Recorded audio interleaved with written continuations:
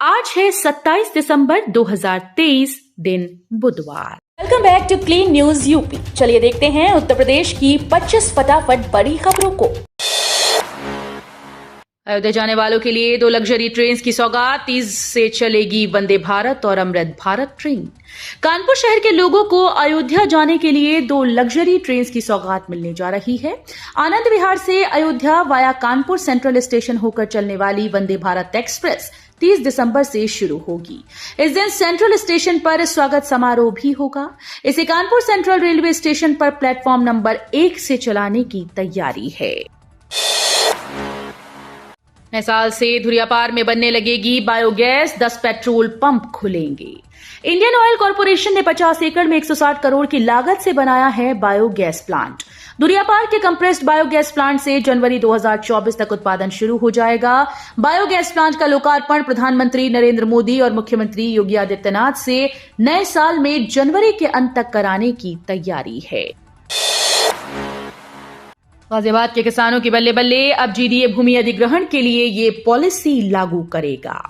गाजियाबाद में किसानों द्वारा प्राधिकरण को जमीन न दिए जाने के चलते कई बड़ी योजनाएं अधर में अटकी हैं। गाजियाबाद विकास प्राधिकरण ट्रांसफर डेवलपमेंट राइट नीति के अंतर्गत किसानों से जमीन लेने पर विचार कर रहा है। टीडीआर नीति के अंतर्गत भूमि लेने वाला जीडीए उत्तर प्रदेश का पहला प्राधिकरण बन जाएगा।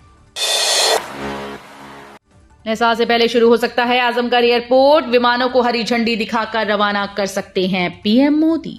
आजमगढ़ के मंदुरी हवाई अड्डे से विमानों का संचालन 30 दिसंबर से शुरू हो सकता है। प्रधानमंत्री नरेंद्र मोदी अयोध्या एयरपोर्ट के साथ ही मंदुरी एयरपोर्ट का लोकार्पण कर सकते हैं। विमानों को हरी झंडी दिखाकर रवाना कर सकते हैं। गत 15 दिसंबर को आजमगढ़ एयरपोर्ट का लाइसेंस जारी हुआ था। प्रधानमंत्री मोदी की रैली में 3 लाख लोगों को आमंत्रित करने की तैयारी में भाजपा। प्रधानमंत्री नरेंद्र मोदी की रैली में अब 3 लाख लोगों को आमंत्रित करने का लक्ष्य रखा गया है। पहले ये संख्या 2 लाख तय की गई थी। कार्यक्रम की रूपरेखा तैयार करने के लिए उप मुख्यमंत्री केशव प्रसाद मौर्य, भाजपा के प्रदेश महामंत्री संगठन धर्मपाल सिंह व क्षेत्रीय अध्यक्ष कमलेश मिश्र ने सर्किट हाउस में बैठक की। दवा का होलसेल बाजार 29 दिसंबर से 1 जनवरी तक बंद रहेगा। फुटकर में होती रहेगी बिक्री।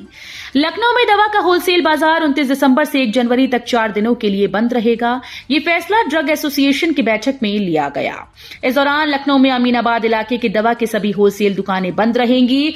फुटकर विक्रेताओं को कोई असुविधा न हो, इसका भी ध्यान रखा जाएगा। नए साल में फिरोजाबाद को मिलेगा साइबर थाना। जागृति हेल्प डेस्क के साथ मिलेंगी 3 नई चौकी। फिरोजाबाद में पिछले 2 साल में अपराध के आंकड़े तो हर साल कम हो रहे हैं, लेकिन साइबर अपराध अब पुलिस के लिए नई चुनौती बनकर उभरा। साइबर अपराध को कम करने के लिए फिरोजाबाद पुलिस वर्ष 2024 में स्मार्ट पुलिसिंग पर जोर देगी। आने वाले नए साल में फिरोजाबाद जिले को साइबर थाने की सौगात मिलेगी। लिफ्ट और एस्केलेटर के लिए भी बनेगा कानून। सीएम योगी का निर्देश। मुख्यमंत्री योगी आदित्यनाथ ने बहुमंजिला इमारतों में लगने वाली लिफ्ट, एस्केलेटर की सुरक्षा और संरक्षा सुनिश्चित करने के लिए कानून बनाने के निर्देश दिए। एक उच्च स्तरीय बैठक में मुख्यमंत्री ने इस संबंध में आवश्यक दिशा निर्देश दिए। इस दौरान सीएम ने कहा कि तेजी से बढ़ रहे शहरीकरण और बहुमंजिला इमारतों के प्रसार से लिफ्ट और एस्केलेटर का उपयोग बढ़ रहा है। सार्वजनिक क्षेत्र में अधिक फुटफॉल वाले स्थानों पर स्थापित होने वाले लिफ्ट और एस्केलेटर के रखरखाव ठीक ढंग से न किए जाने की शिकायतें मिल रही हैं। 50,000 किसानों के लिए सीएम योगी का ऐलान। सरकार से मिलेंगे सोलर पंप। मुख्यमंत्री योगी आदित्यनाथ ने कहा कि अगले 2 साल में 50,000 किसानों को सोलर पंप देंगे। इससे डीजल पंप से मुक्ति मिलेगी। किसानों को खेतों में पानी लगाने में आसानी होगी। 12,460 सहायक शिक्षक भर्ती। 12,460 सहायक शिक्षक भर्ती के अवशेष चयनित अभ्यर्थियों के नियुक्त का रास्ता साफ हो गया। सचिव बेसिक शिक्षा परिषद प्रताप सिंह बघेल ने सूबे के 51 बेसिक शिक्षा अधिकारियों को पत्र लिखकर निर्देश दिया कि चयनितों की सूची वेबसाइट पर 27 दिसंबर तक अपलोड कर दी जाए, ताकि भर्ती में बचे 6,470 पदों पर नियुक्ति की प्रक्रिया पूरी की जा सके। आयु सीमा में 3 साल की छूट। सीएम योगी का बड़ा तोहफा। अब कितने एज वाले कर सकेंगे आवेदन। यूपी में सिपाही भर्ती में सभी वर्गों के अभ्यर्थियों के लिए उच्चतम आयु सीमा में 3 वर्ष की छूट देने का निर्णय लिया गया है। पुलिस विभाग में 60,000 पदों पर भर्ती की प्रक्रिया शुरू होने जा रही है। ऐसे में लाखों अभ्यर्थियों को बड़ा लाभ होगा। यूपीपीएससी की तर्ज पर होगी विश्वविद्यालयों में शिक्षक भर्ती। इलाहाबाद विश्वविद्यालय में 2 जनवरी तक आवेदन का मौका। केंद्रीय विश्वविद्यालयों में प्रोफेसर, एसोसिएट प्रोफेसर और असिस्टेंट प्रोफेसर के लिए आवेदन की प्रक्रिया अब और आसान हो गई है। उत्तर प्रदेश लोक सेवा आयोग के वन टाइम रजिस्ट्रेशन की तर्ज पर अब देश के सभी केंद्रीय विश्वविद्यालयों में भी शिक्षक भर्ती के लिए आवेदन होंगे। काशी में बने अयोध्या के श्री राम मंदिर के लकड़ी के मॉडल की जबरदस्त डिमांड, कारीगर और व्यापारी गदगद। काशी अपनी गलियों घाटों बनारसी साड़ी के लिए ही नहीं, लकड़ी के खिलौनों और लकड़ी के तरह तरह के मॉडल्स के लिए भी मशहूर है। यहां बनने वाले काशी विश्वनाथ कॉरिडोर का मॉडल सबसे ज्यादा बिक्री वाले मॉडल्स में पहले से शामिल है। अब अयोध्या के श्री राम मंदिर का मॉडल भी काशी विश्वनाथ कॉरिडोर के मॉडल की तरह सबसे ज्यादा डिमांड में आ गया है। काशी हिंदू विश्वविद्यालय में ग्रुप ए और बी के 258 पदों पर भर्ती। काशी हिंदू विश्वविद्यालय ने ग्रुप ए और ग्रुप बी के पदों पर भर्ती के लिए योग्य और इच्छुक अभ्यर्थियों से आवेदन आमंत्रित किए हैं। योग्य और इच्छुक अभ्यर्थी बीएचयू की ऑफिशियल वेबसाइट पर जाकर ऑनलाइन आवेदन कर सकते हैं। बीएचयू के इस भर्ती अभियान में कुल 258 पदों पर अभ्यर्थियों का चयन किया जाएगा। यूपी पुलिस भर्ती में आयु सीमा छूट का मामला कोर्ट पहुंचा। याचिका में ये कह दिया गया।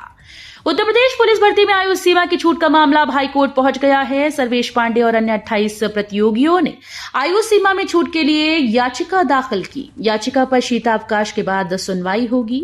याचिका में कहा गया कि यूपी पुलिस ने वर्ष 2018 के 5 साल बाद भर्ती आई है, जबकि उत्तर प्रदेश सरकार ने सुप्रीम कोर्ट में वर्ष 2017 में मनीष कुमार के मामले में एफिडेविट दिया था कि 2017 से 2020 तक प्रत्येक वर्ष 30,000 भर्तियां अगस्त माह में निकालेंगे और उसे समयबद्ध तरीके से पूरा करेंगे।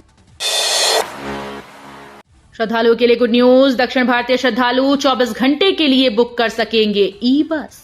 काशी आने वाले पर्यटकों के लिए सिटी ट्रांसपोर्ट की बसेस भी बुक हो सकेंगी। नए साल में बोर्ड की बैठक में इस प्रस्ताव को पेश किया जाएगा। समूह में आने वाले सैलानी ई बसेस को 24 घंटे के लिए बुक करा सकेंगे। रोडवेज कैंट स्टेशन जाकर कोई भी जरूरी प्रक्रियाएं पूरी कर ई बस बुक करा सकता है। यूपीपीएससी पीसीएस 2023 में वरीयता और मेरिट पर मिलेंगे पद। पीसीएस 2024 के लिए नोटिफिकेशन जल्द।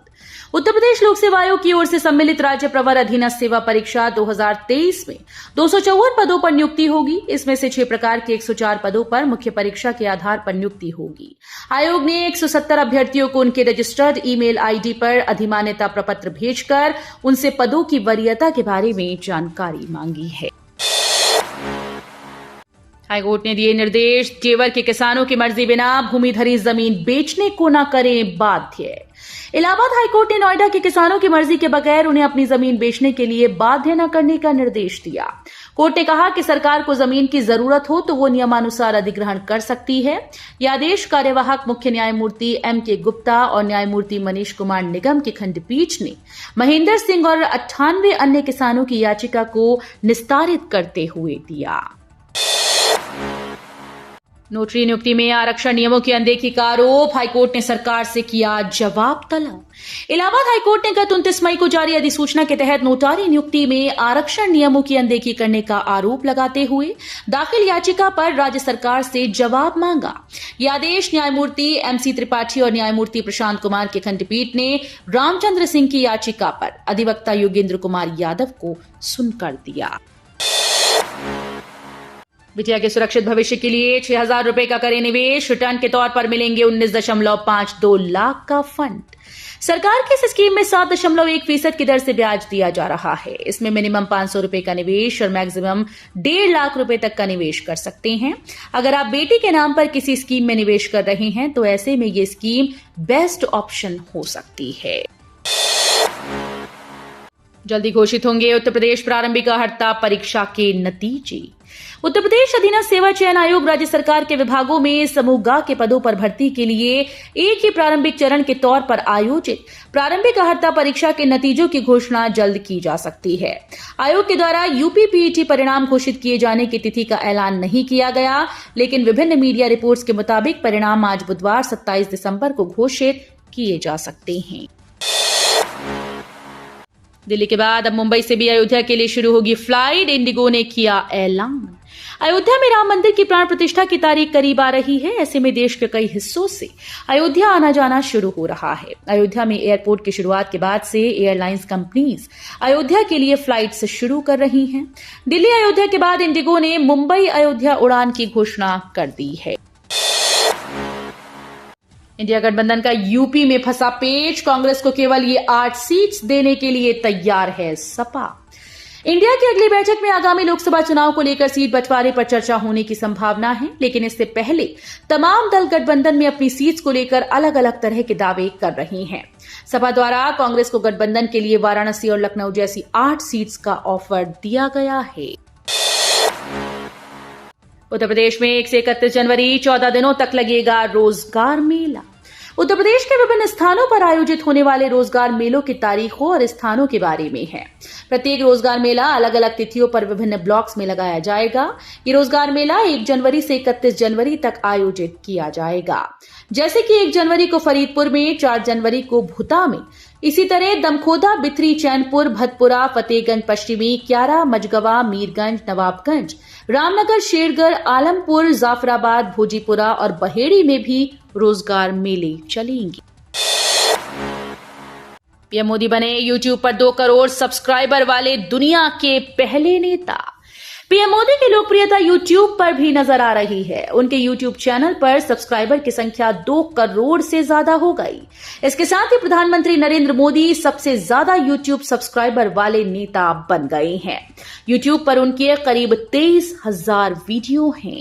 तो ये थी आज की 25 फटाफट बड़ी खबरें। अगर आपको न्यूज पसंद आई हो तो वीडियो को लाइक और शेयर जरूर करें। धन्यवाद।